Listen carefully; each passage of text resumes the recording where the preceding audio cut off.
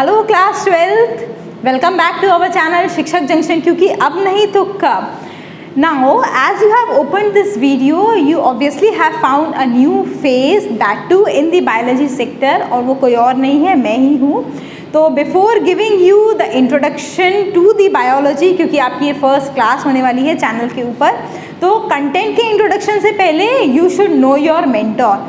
So firstly I will introduce myself. This is Ayushi Agarwal and obviously I will be your biology mentor throughout.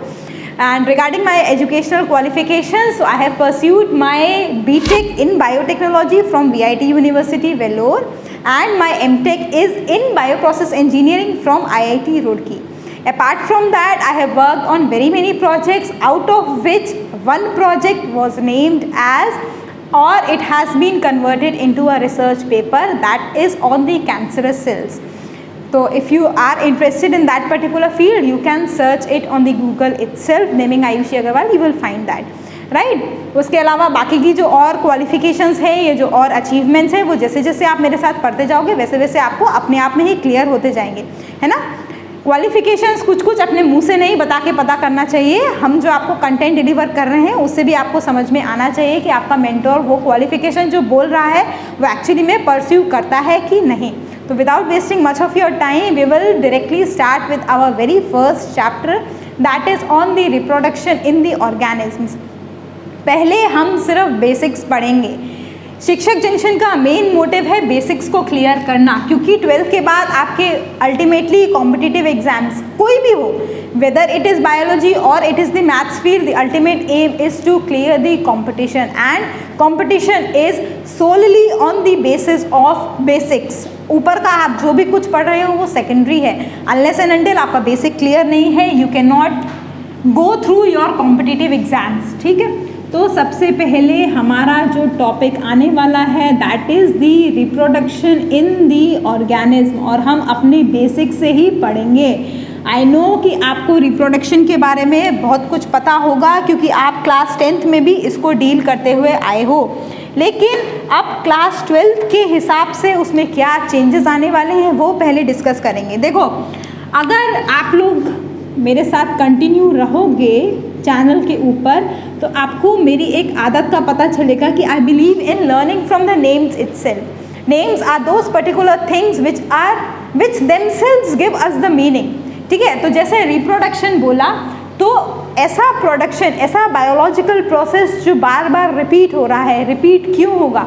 एक question से ही जब हम दूसरे question का answer देते हैं उसी को बोलते हैं प्रोसेस. तो that is how reproduction goes. Reproduction, that means an organism is getting reproduced or is getting produced again and again. For what? In order to maintain the continuity of life. ये life की continuity इस organism को maintain करने की ज़रूरत ही क्यों पड़ेगी? Because each and every organism has a definite life span. ठीक है, ये सारी वो बेसिक चीज़ें हैं जो आप क्लास 10 में पढ़ते आए हो, बट आगे का कंटेंट डिलीवर करने से पहले हमें वो सब रिवाइज कर लेना चाहिए. क्लास 11 में ऐसा कुछ भी नहीं था. 11 is the continuation of 9th and 12th is the continuation of 10th. So that is how it goes. ठीक है, तो क्योंकि सारे ऑर्गेनिज्म का एक डेफिनेट लाइफ स्पैन है, इसका मतलब एक पर्टिकुलर टाइम के बाद उस ऑर्गेनिज्म की डेथ हो जाएगी. जब डेथ हो जाएगी उसके बावजूद भी वो ऑर्गेनिज्म अपनी कंटिन्यूटी को मेंटेन करता है. कैसे? By reproducing the organism of its own kind. Obviously dog है तो डॉग जो है वो पप्स को ही बर्थ देगा, डॉग जो है वो किटन को बर्थ नहीं दे सकता. तो ऐसे ही रिप्रोडक्शन को भी अगर हम जेनेटिक लेवल पर डिफाइन करने की कोशिश करें तो कर सकते हैं. लेकिन अभी हम क्या पढ़ने वाले हैं, कैसे अलग अलग ऑर्गेनिज्म्स के अंदर ये रिप्रोडक्शन प्रोसेस कंटिन्यू होता है. ठीक है, तो on the basis of the differences whether the gametes are getting involved और वेदर द टू पेरेंट्स और a single parent is involved, this reproduction can be classified into two types. That is, the very first comes the asexual means and second one is the sexual part. ठीक है, asexual, A मतलब not, English में जाएंगे. That means only one parent is involved and the fusion of gametes do not occur. It does not involve the fusion of gametes. इसी के basis पर इसको दो और नाम दिए गए हैं, वो जब हम अपना एसेक्सुअल रिप्रोडक्शन को डिटेल में पढ़ेंगे तब देखेंगे।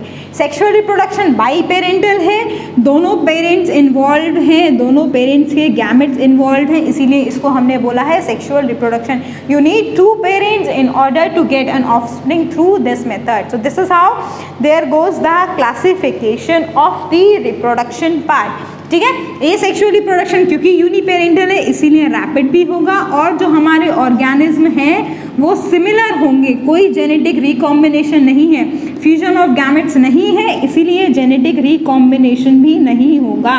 ये भी यहीं पर ध्यान में रखना होगा आपको। सेक्सुअल रिप्रोडक्शन में जो हमारी स्पीशीज़ हैं ये वैरी करेंगी, क्यों? क्योंकि इसमें जेनेटिक कॉम्बिनेशन या जेनेटिक रिकॉम्बिनेशन पॉसिबल है। That is why it gives rise to the variation. वो भी जब हम सेक्सुअल रिप्रोडक्शन को डिटेल में पढ़ेंगे तब देखेंगे कि कैसे दोनों में डिफरेंसेस हैं और अलग अलग हैं। बेसिस हमारा हो गया ये। अब हम कहाँ से सिंपल चीज़ से हमेशा स्टार्ट करते हैं, तो हम भी सिंपल मेथड से स्टार्ट करेंगे, मतलब एसेक्सुअल मोड ऑफ रिप्रोडक्शन से ही अपना जो कंटेंट है वो बेसिकली स्टार्ट करेंगे। ऑल्दो आप एसेक्सुअल रिप्रोडक्शन भी अपने लोअर स्टैंडर्ड्स में पढ़ के आए हो, बट यहाँ पर उसकी थोड़ी और डिटेलिंग हो जाएगी। ठीक है, चलो एसेक्सुअल रिप्रोडक्शन से स्टार्ट करेंगे।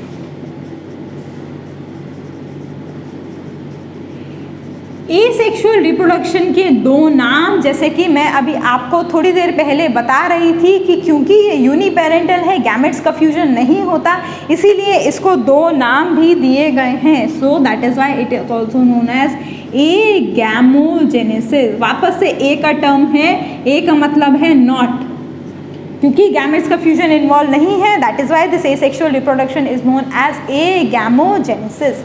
ठीक है, अब बात करते हैं अलग अलग टाइप्स की इस एसेक्सुअल रिप्रोडक्शन में। उससे पहले एक और बात, किन ऑर्गेनिजम्स के अंदर ये मोड ऑफ रिप्रोडक्शन होता है? यूजुअली सिंगल सेल्ड ऑर्गेनिजम्स,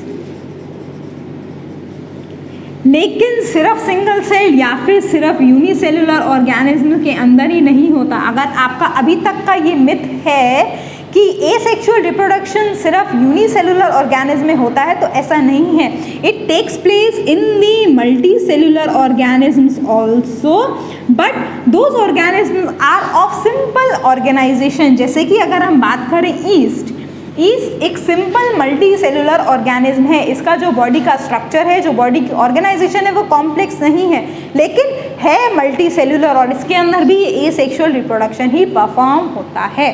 ठीक, एक और वर्ड जो यहाँ पर आपको नया सीखने को मिलेगा वो होगा clone. Actually, the offsprings that are obtained after this asexual reproduction are not termed as offsprings or daughter individuals. They are termed as these clones. Why?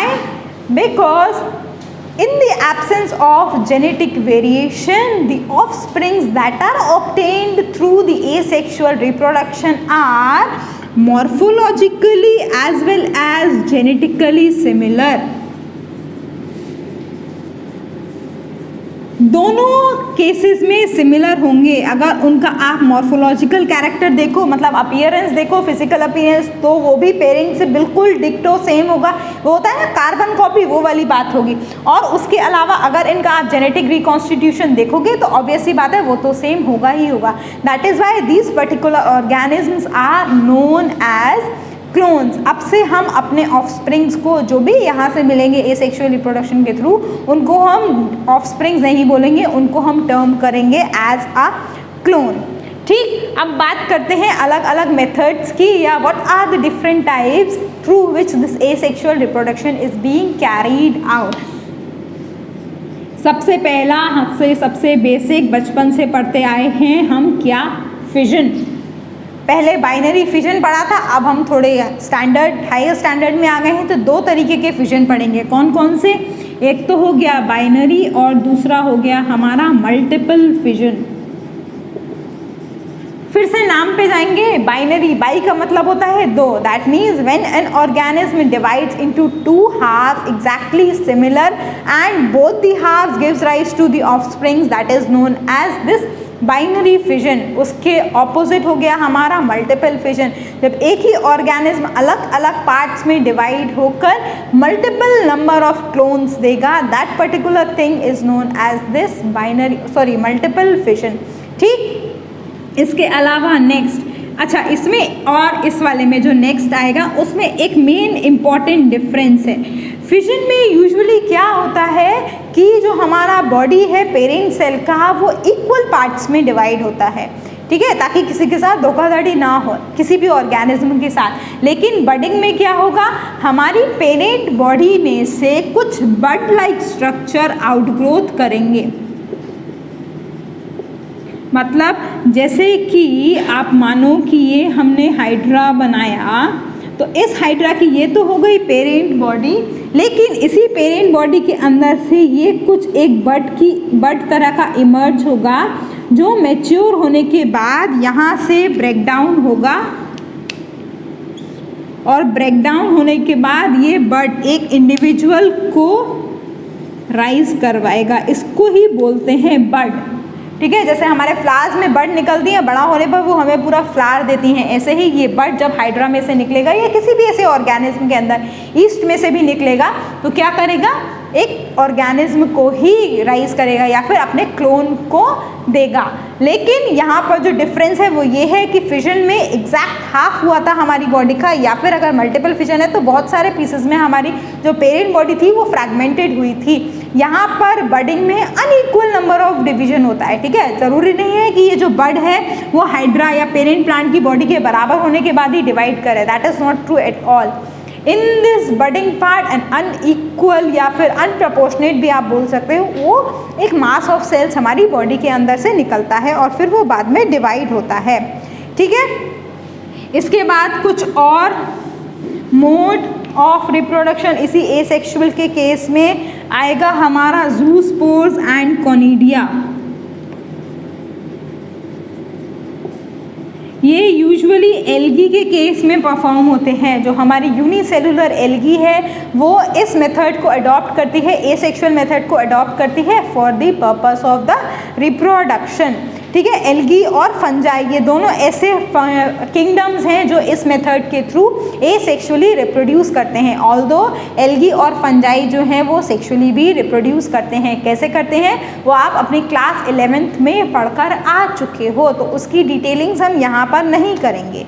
इसके बाद आएगा हमारा एक और मेथड जो आता है फ्रैगमेंटेशन। फ्रैगमेंटेशन, बाइनरी फिजन या फिजन और बडिंग, इन तीनों में अंतर है, बस समझने की बात है। बाइनरी फिजन में क्या हुआ, हमारी पेरेंट बॉडी ही स्प्लिट हो गई दो या दो से ज़्यादा ऑर्गेनिज्म को देने के लिए। बडिंग में भी पेरेंट बॉडी से एक बड निकला जो कि बाद में अलग हुआ बॉडी से और फिर उससे ऑर्गेनिज्म बना। फ्रैगमेंटेशन में जो पेरेंट की बॉडी है उसका कोई भी एक पर्टिकुलर फ्रैगमेंट पूरे ऑर्गेनिज्म को जन्म दे सकता है। एग्जाम्पल आता है इसमें वर्म्स का, या फिर सबसे बेस्ट एग्जाम्पल जो आप इसमें कोट कर सकते हो वो है स्टारफिश का, ठीक है। स्टारफिश का अगर कोई भी आर्म कट हो जाए तो वो पूरी की पूरी स्टारफिश को जन्म दे सकता है, that is known as the fragmentation part, ठीक है। इसके अलावा एक और बचता है जो आता है हमारा गेम्यूलेशन। ये गेम्यूलेशन जो है वो बहुत स्पेसिफिक है, स्पेसिफिक मोड ऑफ रिप्रोडक्शन है। किसके केस में, स्पॉन्जेस के केस में। जो फ्रेश वाटर स्पॉन्जेस या जो भी मरीन वाटर स्पॉन्जेस होते हैं, अब स्पॉन्जेस क्या होती हैं उसके लिए भी आपको अपने 11th क्लास के ऊपर वापस से जाना पड़ेगा। एनिमल किंगडम ने आपने स्पॉन्जेस पढ़े होंगे, फ्रेश वाटर स्पॉन्जेस या मरीन वाटर स्पॉन्जेस किसके अंदर, पोरीफेरा फाइलम के अंदर। तो उनका जो मेथड ऑफ रिप्रोडक्शन होता है वो होता है गेम्यूलेशन। इन स्पॉन्जेस के अंदर मान लो ये हो गई उनकी बॉडी, तो इस बॉडी के अंदर कुछ मास ऑफ सेल्स डिपॉजिट हो जाते हैं और ये मास ऑफ सेल्स जब बाहर आएंगे तो ये एक एक ऑर्गेनिज्म को, एक एक मास ऑफ सेल एक एक ऑर्गेनिज्म को देगा हमको। इस प्रोसेस को हम बोलते हैं गेम्यूलेशन पार्ट। ठीक है, स्पेशल केस है किसके में, स्पॉन्जेस के केस में, ये ध्यान में रखना पड़ेगा। बाकी तो चलो और भी ऑर्गेनिज्म आ जाते हैं बीच बीच में, लेकिन ये जो गेम्यूलेशन है वो स्पेसिफिकली स्पॉन्जेस के अंदर ही परफॉर्म होता है। ठीक, तो this is all about the asexual reproduction in case of animals. हमने अभी तक, आपने अगर नोटिस भी किया हो तो हमने अभी तक सब जगह पर सिर्फ एनिमल्स की बात करी है, जबकि ये एनिमल्स के साथ साथ मोड ऑफ रिप्रोडक्शन प्लांट्स में भी एग्जिबिट होता है। बस फ़र्क इतना है, प्लांट्स के अंदर इसको एसेक्सुअल रिप्रोडक्शन टर्म ना देके हम एक नया टर्म देते हैं। देखो, साइंस को पढ़ने का सबसे ज़्यादा मज़ा तब है जब आप उसको वेरिएशन के साथ पढ़ो। काम वही है, बस नाम बदल जाता है बहुत सारी जगहों पर। जैसे कि अगर आप इसमें प्लांट्स की बात करोगे तो इस एसेक्सुअल रिप्रोडक्शन को बोला जाता है वेजिटेटिव प्रोपैगेशन।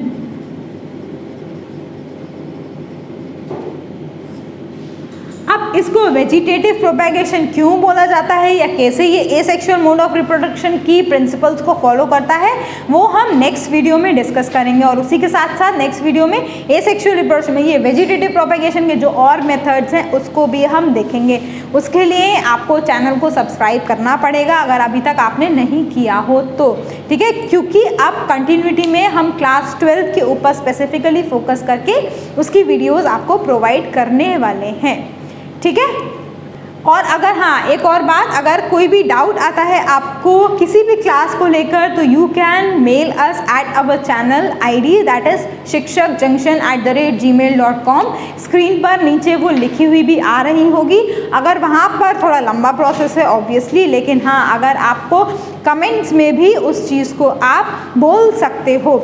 एक और इम्पॉर्टेंट यहाँ पर पॉइंट जो मैं आपको देना चाहूँगी वो ये है कि जो एस्पिरेंट्स 12th के साथ साथ नीट को भी प्रिपेयर करने का सोच रहे हैं और उन्हें ऐसा लग रहा है कि शिक्षक जंक्शन चैनल के साथ हमारा सिर्फ क्लास 12 प्रिपेयर होगा, तो ऐसा नहीं है। We will side by side give you the NEET guidelines also. देखो, सिलेबस तो है वो सेम है, कुछ कुछ चीज़ें ऐसे होती हैं जो 12th में बोर्ड में कवर नहीं होती, उसकी थोड़ी सी डिटेल्स हमारे नीट में होती है, लेकिन बेसिक यही बनेगा। तो हम आपको उन एस्पिरेंट्स के लिए जो नीट की प्रिपरेशन कर रहे हैं 12th के साथ में ही, उनके लिए वो वाला पोर्शन उस पर्टिकुलर टॉपिक को लेकर अलग से देंगे। मान लो थोड़ा सा पोर्शन ये कवर हो गया रिप्रोडक्शन वाला, तो अगर एसेक्सुअल रिप्रोडक्शन कवर हो गया, इतने टॉपिक के बीच में जो भी नीट से रिलेटेड पॉइंट्स होंगे या जो भी डिस्कशन होगा उसको हम आपको सेपरेट वीडियो में प्रोवाइड कराएंगे, ताकि आपको कंफ्यूजन ना हो कि इसको बोर्ड के लिए स्टडी करना है या फिर नीट के लिए स्टडी करना है। ठीक है, तो do not get confuse and stay connected with us because we are going to give you a lot more. So we will meet in our next video. Till then, take care and obviously you have to study hard. Bye bye. Thank you.